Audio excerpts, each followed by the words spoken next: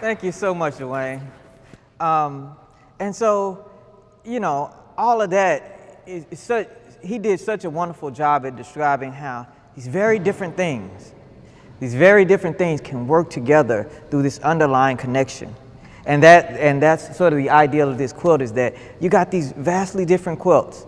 I have a quilt that I've borrowed. I have my grandmother's quilt. And even like on this wedding quilt, it was actually the back of a quilt. The wedding quilt was. And I've seen so many of the wedding quilts and painted them that the circles in this wedding quilt, I created the circles.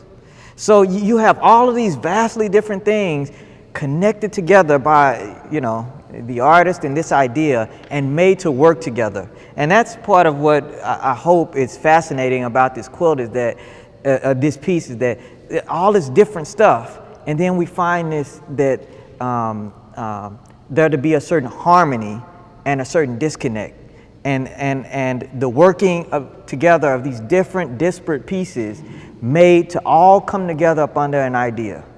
And so that's about it.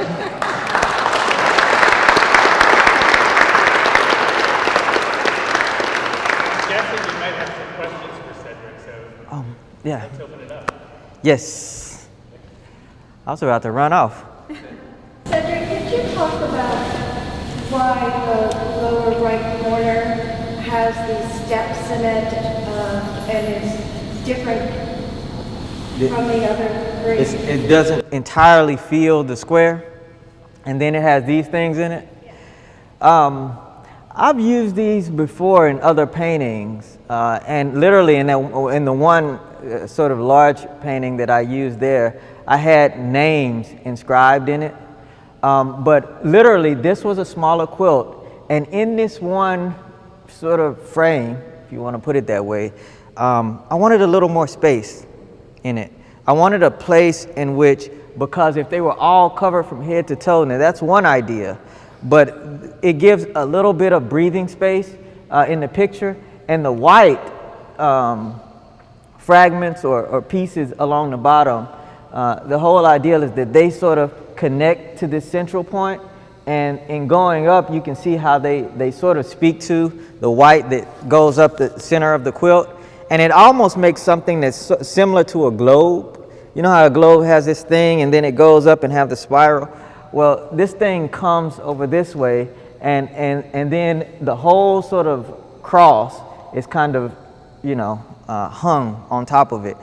Initially, when I started, I thought about using that as a spot to give you better hints, like either doing some drawings on those boards or something to give you better hints at, looking at the picture this way or looking at the picture that way. I just never got around to dealing with that or doing it.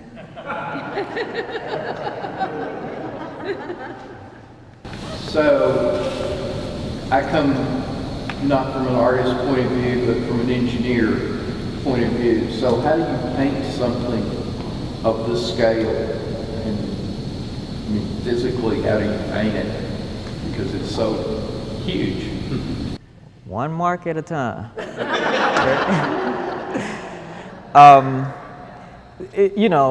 Part of the good thing is that a number of these quilt paintings, I do them in fragments and pieces.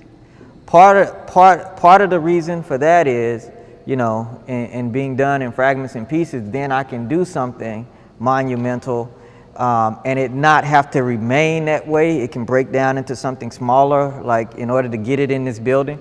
But another part of the physical thing with that is that then the painting speaks to quilt making a little more, because it's made with fragments and pieces. So to speak more directly to your question, literally I'll start with a sketch that's about this size. And I think if ever you go over to the Valley House, they have the original sketch that I did in pencil of this whole thing. I sketched it in this size, and I'll use that as a study to make this. So I'll start a drawing from the still life, kind of in this size in pencil, and then I literally cut the drawing in 4, and I'll use that to start on a panel. I'll start sort of working on a panel. In the drawing, I've sort of worked out where I'm gonna place things, et cetera, et cetera. And then I'll use that to start working on the panel. And once I've started that drawing on there, then I'll take the panel itself and I can work that panel.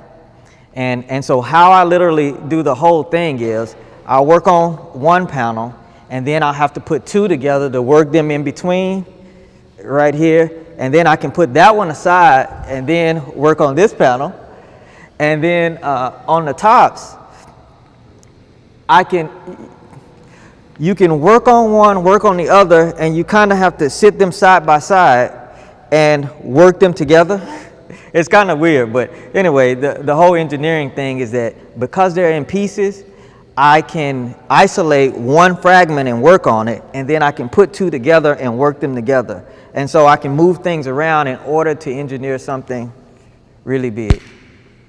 Do you work on the panels upright, or are you working where they're laying on the floor? Every way I can. It's always like problem solving to go on. A lot of times I can work on them upright, you know, like this, and with a ladder, go up and down. Sometimes I do have to lay them this way to do certain things with them.